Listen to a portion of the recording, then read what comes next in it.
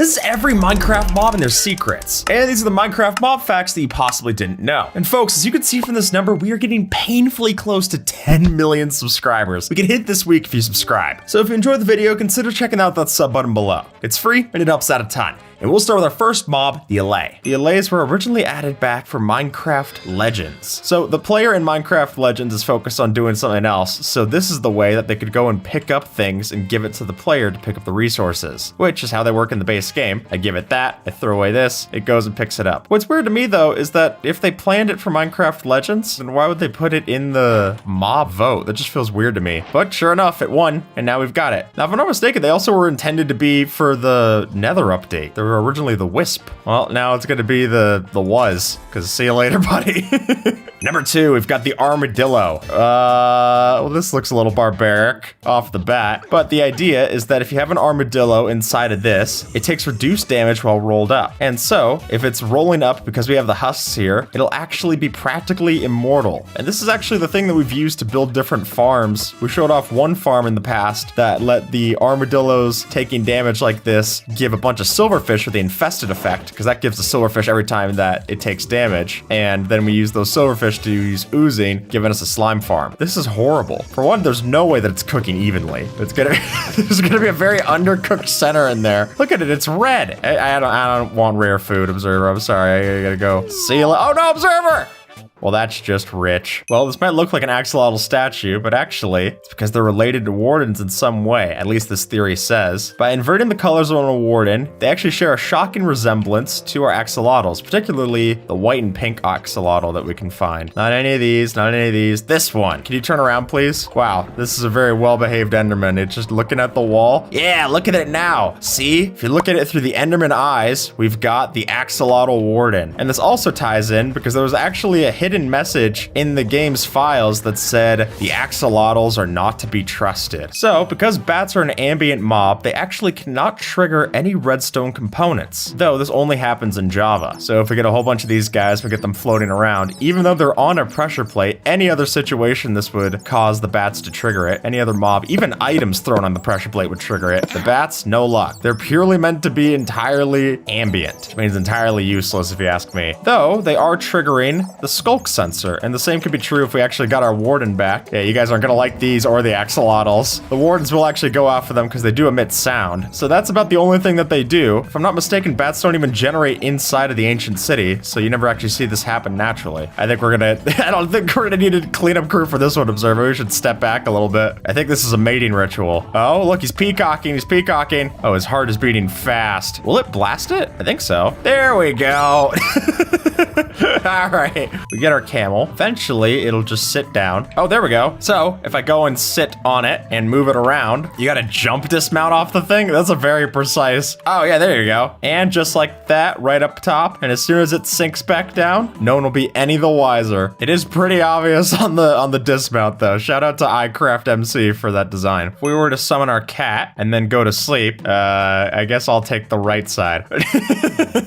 Then what'll eventually happen is that cats can drop secret loot, and there's a 70% chance for cats to drop an item when sleeping next to one. And the fun fact is that on servers where they disable things like phantoms, this is actually the only way to get phantom membrane on those servers. Oh, wow. What'd you guys do today at work? I just slept a bunch, you know? Hey, there we go. We got a rabbit's foot. That's pretty lucky. There you go. If you want to add a little something for your sleeping, just get a cat. All right, so if we were to get a baby chicken, one of these smallest mobs hitbox-wise, it might not look like it with its head, but actually, because its hitbox is so small, it is completely invulnerable inside of this minecart. There is no way for us to hit it without hitting the minecart instead. So if I were to punch it, it's always going to punch the minecart instead of the chicken. Even if I got something like a bow and arrow, swing, no luck. I actually really like the actions and stuff pack we used that made them look like little baby chicks. That's a lot more fitting than just this weird tall head thing. All right, so cod originally were just the original fish. And these were ideated back before we had full entities in the game. They would have just been particles that would have swam around in like coral reefs like so. Just picture like these things swimming around. Like, oh, how quaint. I mean, it would have been charming in its own way. I think the full mob is nice. nice. So with the cow, they originally used to be black in texture instead of brown. All right, let's see if I go onto program art, am I able to see this? Nope, they look the same. But we'll flash on screen what it did used to look like. I actually think that was kind of charming. I don't know, I liked the original coloration of the cows. Mojang did not seem to. They changed the way the cows looked several different times. They moved their horns around a bunch. They just couldn't decide if the horns were supposed to be outside of the body, on the inside, if anyone's supposed to have horns. Yeah, in 1.21.5, they definitely changed around the cows. And actually, now that we have an actual brown cow in the game, I feel like having a black cow would actually be kind of nice. So if we grab our donkey, unlike horses, all naturally spawned donkeys have the exact same speed and jump. And the only way to get faster donkeys would be breeding them together with horses to get mules. So all of these, they might have different health amounts, but they're all going to be exactly as fast and exactly as jumpable. Jump-filled? They'll jump about as high as I can. I mean, don't put us on any starting NBA teams or finishing NBA teams. 7.379 meters per second speed. Sprinting's like 5.6 or something.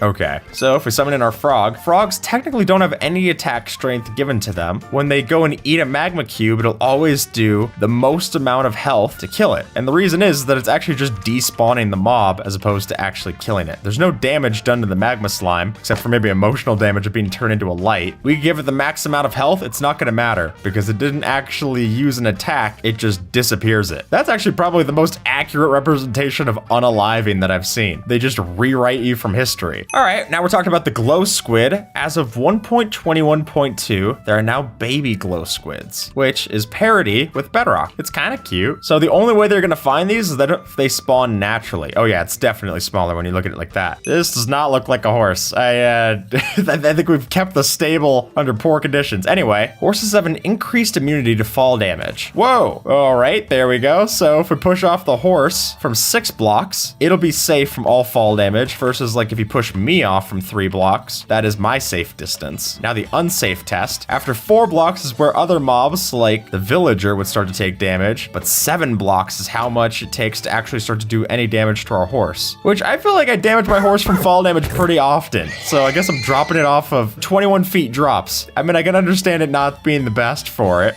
nor is that. That's now it has 0 feet to drop.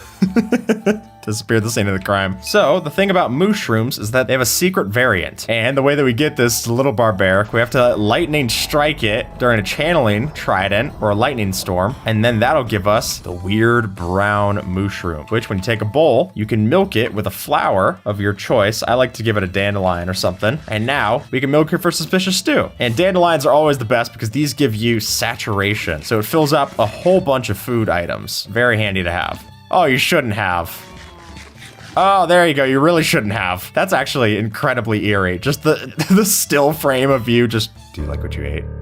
So, just like in real life, mules are hybrids and they can't be bred together. The only way to get them is to breed together the horse and the donkey, but the mules themselves are completely celibate. They're not going to be able to breed anymore. Yeah, we go and take these 2 mules. They'll eat up, but it's only to tame them. It's nothing to do with breeding. I hear you out, but I'm just not feeling it, honestly. I'd just rather go for some grass. Ocelots in Java Edition's code are actually counted as monsters, and they spawn the same way under the same conditions that hostile mobs do. So if you're on peaceful mode difficulty, I'm assuming if we switch over to peaceful mode right now, they're not going to disappear, but they just don't spawn naturally. I never knew that ocelots were not to be trusted. There's a lot of not trusting in this video already, and we haven't even gotten to all of the mobs. So if we get a parrot out and we get it to play its idle sound number 6, so we only have a chance of it playing this, it does randomize with the play sound command. One of them, idle 6, is a distorted version of the word hello in English.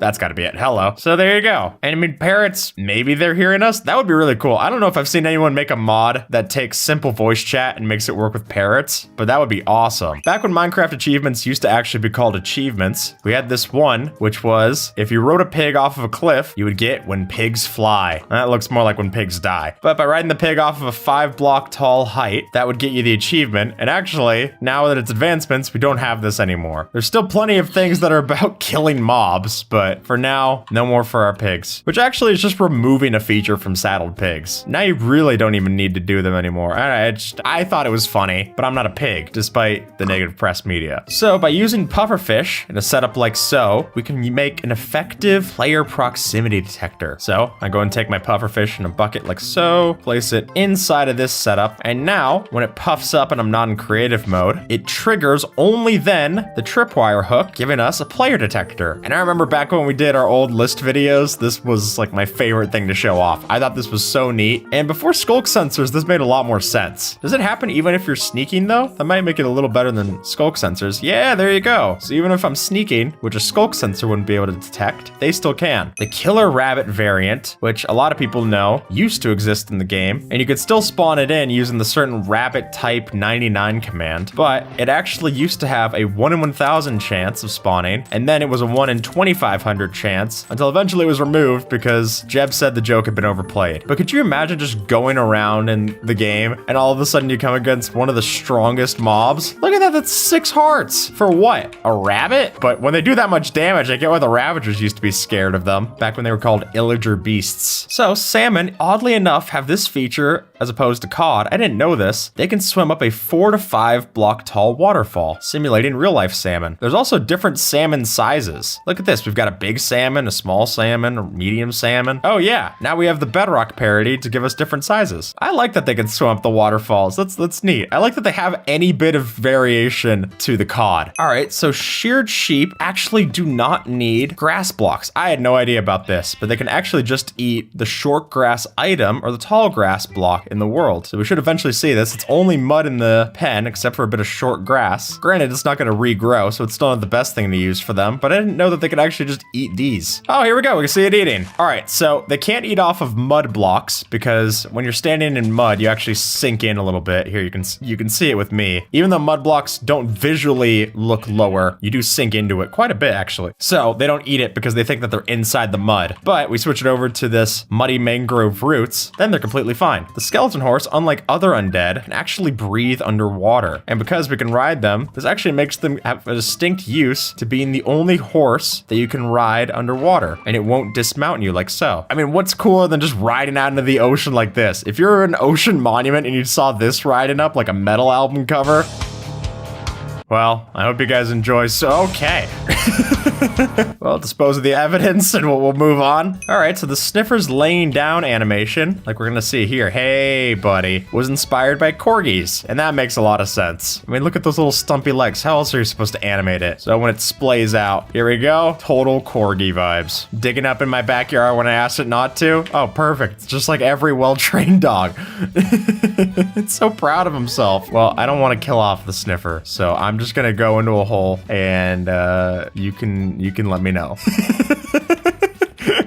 All right, yeah, there we go. Just take him off to the balloon. Wow, he looks so happy. So snow golems are actually completely immune to fall damage. In that way, they're like iron golems as well. But it doesn't matter what height you drop them from, they're always safe, which makes sense, right? I mean, powdered snow removes your fall damage, so why else wouldn't snow do that? Let's drop it from the top here. But if we go see our test subject, completely fine. It even looks like an MLG clutches when it places down the snow layer. Just like, oh, perfect. Well, that's not a great spot to be in, but at least he's fine. He can come off at any moment. He's not gonna die from fall damage. So if you kill them, they can still lay snow. Oh, look, you're spreading their remains. That's horrible. So squids, unlike ambient mobs, can actually be name tagged and leashed. I can, in fact, use it in a lot of different ways. And I think part of this is just because of how old they are, that they got grandfathered into a lot of this stuff. I think nowadays, if they were added, they wouldn't have a lot of these features to them. Look at how easily it breaks off the lead. That's actually kind of, they yearn to fly. So there used to be an old update where squids would just float around and stuff. So striders hate being cold, but they especially hate being especially cold, because if we were to take our striders and put them into powder snow, unlike other mobs, they take increased damage to powder snow, which is just horrific. I don't know why they had to go through the effort of explicitly coding that in. But yeah, look at that. It takes like 2.5 hearts of them every time. That's shocking. I'm sorry, but here, you can come with us. I won't let it hurt you anymore. So if you were to take a tadpole, like so, feed it exactly a stack of slime balls, that'll speed up its growth process in such a way where as soon as we place it down out of the bucket, it'll instantly turn into a frog. All right, and a good way to show this off is going over to the nether. So usually it would just suffocate, but if I place it down like so, sure, the water's not gonna be there, but our tadpole friend should be fine, thank goodness. Okay, it didn't fall off. And now we've got the warm variant of the frog. So if you wanna get all the frog lights, just do that and then bring the tadpoles with you from the mangrove swamp into any biome that fits the cold, the temperate, or the regular variants. So this is the tropical fish. Whoa, okay. So there are 3,072 naturally spawning variants of tropical fish in Java Edition, but only 22 of these are base variants with actual names. Those names being anemone, black tang, blue tang, butterfly fish, cichlid, clownfish, cotton candy beta, dotty back, emperor red snapper, goatfish, Moorish idol, ornate butterfly fish, parrot fish, queen angel fish, red cichlid, red-lipped blenny, red snapper, threadfin, tomato clownfish, triggerfish, yellowtail, parrotfish, and yellow tang. Well, now we got just a bunch of dead ones and a bunch of Nemos. Turtles will always remember their home location, and that means homes are stored when the turtle hatches from an egg or is summoned at a particular spot. And that's important information because they will always return there to lay their eggs. So if they remember those sand blocks being the ones, they will always return back to that sand block, pathfind to it in fact, to go lay its eggs. And now we've got the eggs. You can't leash turtles? Yeah, sure enough. Leads have a very weird set of circumstances for what works with them and what doesn't. So the villagers actually have a regular day schedule, and it's actually possible to learn this schedule too. The way that villagers work is that they will sleep, wander/work, then they gather, wander, sleep. So if you're wondering why your villagers aren't breeding, they will not breed if they're employed and it's during working hours, which I just think that's good practice, honestly. I'd rather my employees at least wait. And then the children, they have a pattern of sleep, wander, then play, wander, play, sleep. I don't know what play is for them, but sure enough, they change up their things different times. Oh, look, it's playing right now. It bounces on the bed. I mean, I guess that's cool. I'd like an easier way to tell what they're doing, especially because they're not emoting or anything. Okay. So the Wandering Trader, its milk bucket and invisibility potion have a chance to drop if you kill it while it's drinking it. So if we change it over to nighttime and then kill it. Oh, we didn't get it that time. Okay, so it's not quite yet. You can actually get it to drop its bottle. We're the worst bartenders in history. Hello, welcome in, sir. No outside food or drink. So it's an 11.5% chance with looting 3. I feel incredibly unlucky then. Whoa, okay. Hey, there we go. Oh, fantastic. We're gonna need these to hide from the cops. Well, the same happens if we set it over to day. Sorry, Mog Swamp, you're probably not gonna wanna watch this part. Hey, I got a milk bucket. That's a lot of effort. I'd rather just stick to a cow. So, despite not actually spawning anywhere near them, bees can surely enough pollinate chorus flowers. And that's new as of 1.20.2. Look at it, it's so happy. And it doesn't do this with netherwort, so it's just chorus flowers, weirdly enough. Which stinks, because it would be so much better if we could actually use them with netherwort. I guess they don't germinate the same way. Yeah, sure enough, I'm seeing pollen show up. So if you want to speed up your end farm, I guess you could bring these over to the end. They're not gonna sleep. On easy difficulty, cave spiders do no poison damage. All right, so ow, ow, ow, ow. Forgot we're on tick sprint. Ow! Oh, that was a jump scare, Observer. What in the world? Oh my god, that scared me so much. All right, sure enough, no poison damage. I guess that's one reason to play on easy difficulty. Just don't tell the commenters you're playing on it. So, dolphins are considered neutral mobs, despite what we might think, and they actually will fight us in packs, similar to how wolves and bees do. How do you get hurt by a dolphin, though? I've never even think that I've been in a situation where I have been hit by a dolphin. I'm punching it. Oh, now I got it. Okay, well, that guy's gonna be a little neutral. Ow! Yeah, sure enough, the dolphins attack you. What's this, SeaWorld? Well, if you want to see the world, look down. SeaWorld has been closed for further notice. In Java, Drowned with Tridents will be neutral during the daytime. They will only attack if provoked. Or if it turns over to night, then they will attack me. Ow! But at daytime, I guess they're just blinded by the light. Well, now they're provoked because we turned it to nighttime. Wow, they got serious range on these tridents. So they're neutral to me right now, but if I were to go step in like this water block right here. Ow! Okay, sure enough. So water is the trigger for them. Oh, interesting. They're territorial. They're kind of like the polar bears then. Endermen are the only mob that can currently spawn in each of the dimensions naturally. So because of our warped forests over in the nether biomes, we can now get them here. Obviously they spawn in the end, and then the overworld, yeah, we've seen them that whole time. Okay, there we go. Sorry, buddy. But this leans into the source material of them being interdimensional travelers. So foxes will use any item that's inside of their mouth. So if we use their AI to go after chickens, then sure enough, if it's holding a fire aspect looting sword, you now have a pretty effective chicken cooker. Oh yeah, this is Steve approved. Let's ring that bell, the Mamacita. Oh yeah. Just in the song, he's like, ooh, Mamacita, now you're ringing the bell. And then it just deafens him and he goes, ah, my ears.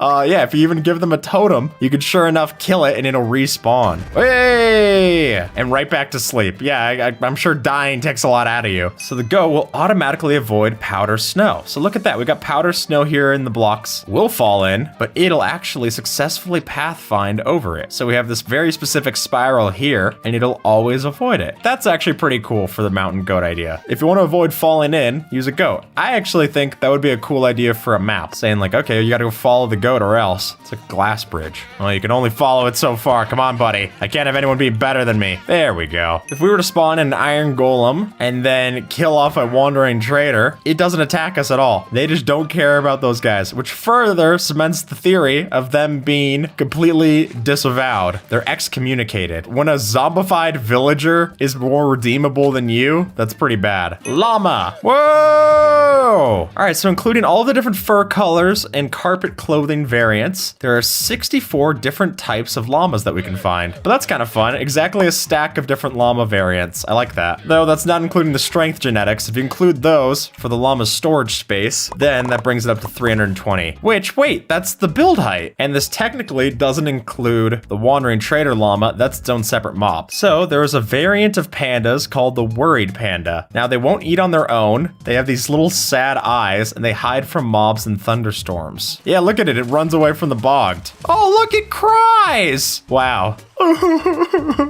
He's scared of the thunder. Wow. There's a lot more effort put into this mob than I think a lot of people realize. Like, they went on location and recorded panda sounds for it. For what? For me to press this button and move on to section number 43? Piglins. So piglins, funnily enough, will actually pick up raw pork chops and cooked pork chops, though they won't follow after them. So if we get out a hoglin, they'll hunt after the hoglin. Each piglin has a 10% chance to start the hunt. We got a lot of them and none of them respond in the hunt. So really, no one, I hate this guy just looking at him. No one wants to go after this guy? Do you have to be in the nether? Oh, there we go. Well, they didn't pick up the pork chops. Oh, they really don't like starting a hunt. Big news from PigCon. Everyone's having a great time. Officials are saying it's getting bigger and better every year. Oh, they're off. Wow, they're doing like the method of running it off the cliff. Oh, now they're getting mad at each other. Come on, fellas, set aside your differences. So when do they pick up the pork chop? Oh, we have mob griefing turned off. Okay, we'll put up a clip of them actually picking up the pork chops. You can see here, this is after a successful hunt. They're picking up the pork. In Java, adult polar bears will attack a nearby fox if it stays there for too long. However, baby polar bears will attack foxes immediately. Well, that just makes sense. Your kids can only be so polite. Go on, get it. Yeah! Got a lot of hunting this episode. I guess Minecraft is big game. Spiders and cave spiders are neutral mobs, and they aren't neutral based off daytime, but off light level. So light level of 12 or more makes them neutral, but 11 or less makes them hostile. I had no idea. I guess I haven't torched up the caves enough. I genuinely thought that there was no amount that they would be fine with me, but sure enough. Oh, as soon as it's stepping out into the light level that's lower, it gets angry at me. So now I'm fine. So literally the safest way to go against a spider is just a bunch of torches. I surely thought it was daylight. So trader llamas are considered different entities to the regular llama, notably the fact that they'll go after you if you attack a wandering trader. And while you can't tame them, if you breed them together, you can breed the wandering trader llama baby, and then this will be tamed for us. And now if I put on a carpet, my incognito wandering trader llama. So as of 1.20.5, the armored paws drop, our wolves not only got to last longer with wolf armor, but they also, tamed wolves now have 20 hearts of health as opposed to the regular 10. That's double the amount of health that we have, observer. And then if you add on wolf armor, they're technically invincible until that armor breaks. And now this is the strongest mob in the game. I could go and take a mace and drop off from like the top height,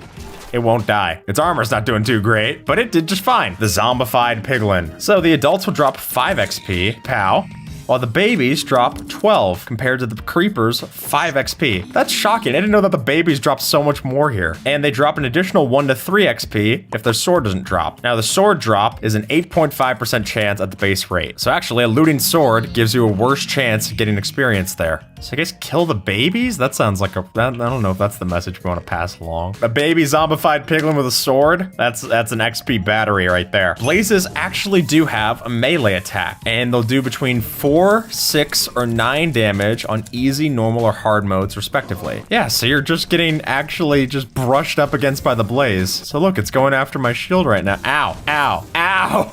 It's weird. I guess you normally just see their fireballs being so much worse. So if you wanted to, you could take your bogged and shear the mushroom off of its head for an inefficient mushroom farm. Particularly why this is inefficient is because the mushrooms never regrow. So the only way to do this is either ground farming or use trial spawners. I don't know if they're really going to take that nicely to bone meal. Come to think of it. If you're 1 to 2 blocks away from a breeze, it'll not choose to attack you. So this is a good way to go and attack those breezes, is if you just go chase up next to it, you'll be completely fine. So if you're low on health in a trial chamber, literally just go brush up next to a breeze. You'll be fine. No melee attacks for them. So to count as a kill for the advancements of killing every mob, you actually have to go and break the Creaking's heart. So we set it to night, get the Creaking to spawn, and then I got to go after the Creaking heart somewhere in this tree. Oh, there you go. It's up here. Hey, buddy, just stay right there. Oh, the sound it makes is terrible. So if you want to get the mobs hunted achievement, remember to break this. That actually counts for Monster Hunter achievement too. It's just not likely to be the first mob that you're killing. So if we were to have a skeleton with a flame bow shoot towards a TNT, so if we can get it to hit the TNT and then that kills a creeper, it'll drop a whole bunch of music discs because the TNT is actually counted as an assist from the skeleton, giving us the most effective record farm. Oh my gosh, look at how many I got here. I think that's just so cool. I love the idea that you can make a record farm like this. So the Elder Guardian fatigue applies once after spawning and then once each additional minute after that. So if you milk bucket the fatigue, you can circumvent the effect usually for about a minute at a time. Now, if you are in an ocean monument and you get it again, it's because there's 3 of these guys that are spawning in the monument. They each could be on a desynced schedule. But if there's just one, now I'm fine. I can go and do my cobblestone farming. This is a very weird cobblestone farming, but you know, what mother wants, she gets, I guess. Yeah, I mean, I would honestly just rather use this and kill off the thing so that I don't have to deal with it for any minutes. There we go. Now we don't have to worry about it again. An often forgotten mob, and one of the reasons might be is that endermites will actually despawn after 2 minutes regardless of player distance. I didn't know this at all. I didn't know that they had different despawning conditions, and that's one of the frustrations that you'll see when you spawn one of these for like an enderman farm, is that you have to instantly name tag it or else. All right, so the evoker, as a reference to Age of Empires, will change our blue sheep into the color red, and it even plays the sound effect Wooloo from the game, and it does this to any blue sheep, which I think is pretty fun. Is that actually a way to like distract them while they're fighting you? No, it's not. No, it's not. I thought that would be like a fun distraction method. It definitely wasn't. Now I've got blue dye, and you're gonna see how a red dies too. You know what's always shocked me about the evoker? It drops a totem of undying, but it doesn't use a totem of undying. It's just like, I'm saving it for later. I'll save that for when I really die. Ah! So despite being a ghost, or like a ghost for the ghast, oh, that's our little happy ghast skeleton, they're actually not classified as undead. And what that particularly means is that if I was to use the smite sword on that husk, it's better for that, but you're not seeing any blue particles here. It does no benefit for the ghast, which is weird for the only one being really themed as a ghost. And I guess now that they're remaking it to be like these are the bones of the ghasts, they're not even really ghosts. It's very strange to me. So the Guardian's eyes will follow and stare at nearby players. And notably, this even happens when they have the no AI tag. Look at how creepy this is. It really is just like a seen eye illusion. Oh, hey, buddy. There you go. I really feel like you could tuck this into something neat. Like if you had the trap door, the mangrove trap door, and you flipped it up. Yeah, look at that. Make like a creepy grandfather clock thing. I like this. The watch totem design. Hoglins. Not to be hunted this time. They can be repelled a few different ways. So hoglins hate the warped fungi because they think it smells bad. And also placing down nether portals will scare them off, usually because they know if they go through, they're going to turn into zoglins. But this one, I didn't actually know this, they're scared of respawn anchors too. I guess that makes sense. It has a nether portal at the top. I guess that would freak me out too. Ow, maybe it should have. So if you bring some of these over from the warped forest over into the crimson forest, you can stay safe. Pretty good technique. So actually there's a way to get copper from husks, if you believe it. We can convert our husk with water into a zombie, and then the zombie with water into a drowned, giving us a way to get copper from our husks. That is if you have enough time.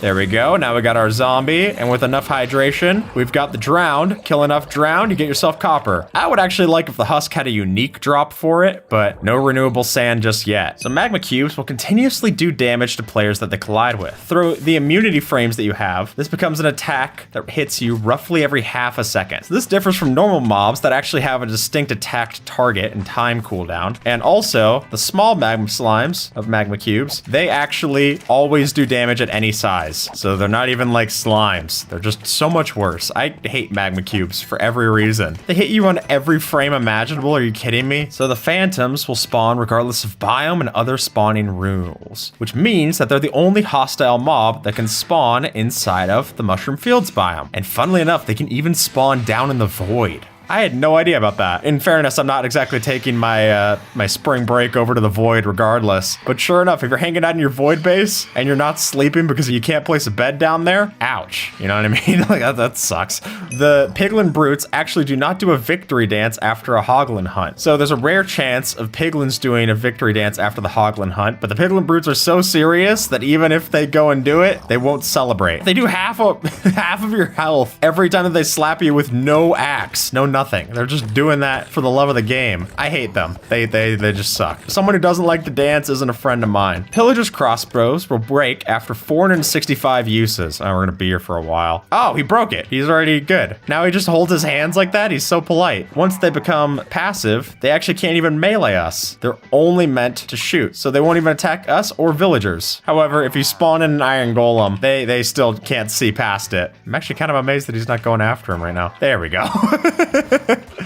You can only be reformed so much. Ravagers are one of the few mobs in Minecraft that can break blocks. Actually, this goes because of a design philosophy in Minecraft. The player builds, so they didn't really want the mobs to be about destroying. However, the Ravager will destroy different plants and leaves and such. So landscapers beware. You're in for, I guess, more work. Actually, that sounds kind of nice if you're a landscaper.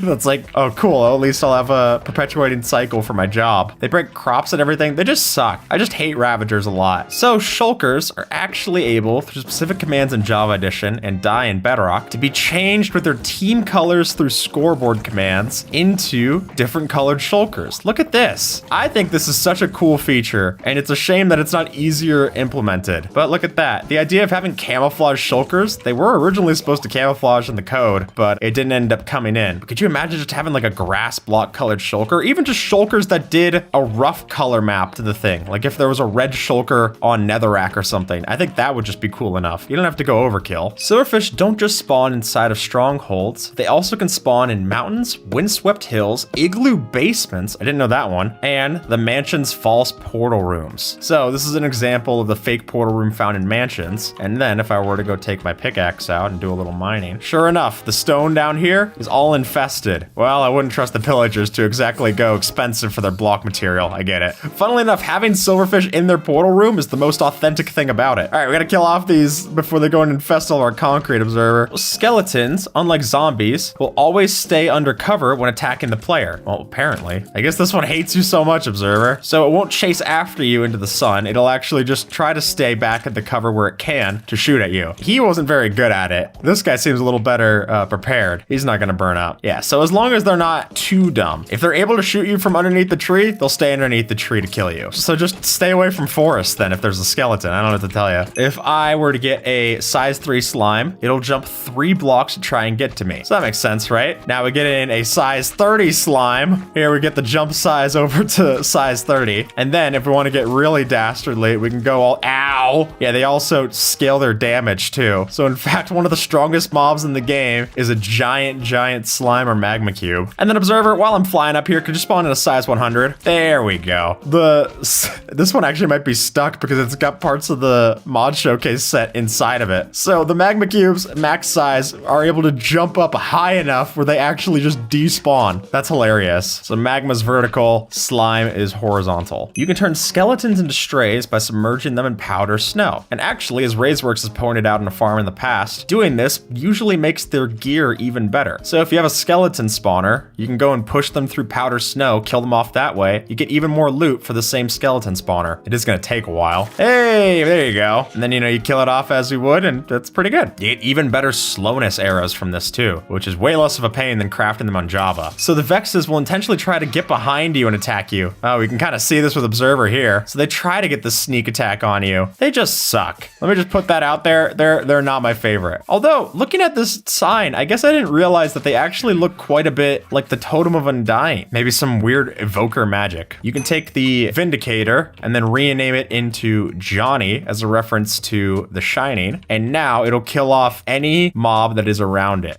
Well, that was kind of given. If I were to give like an armadillo or an axolotl or something, it'll go and kill off all of these passive mobs. It actually becomes a pretty good way to farm things too. So if you want to go get your passive mobs killed off in this way, you could sure enough do it with a Johnny Vindicator. So what they're showing off here is that we can have a Johnny Vindicator that is a Vindicator without commands. Look at it. It even goes after it without the axe. So these are both Johnny Vindicators because it's an NBT tag. And now we've got like, here's Johnny.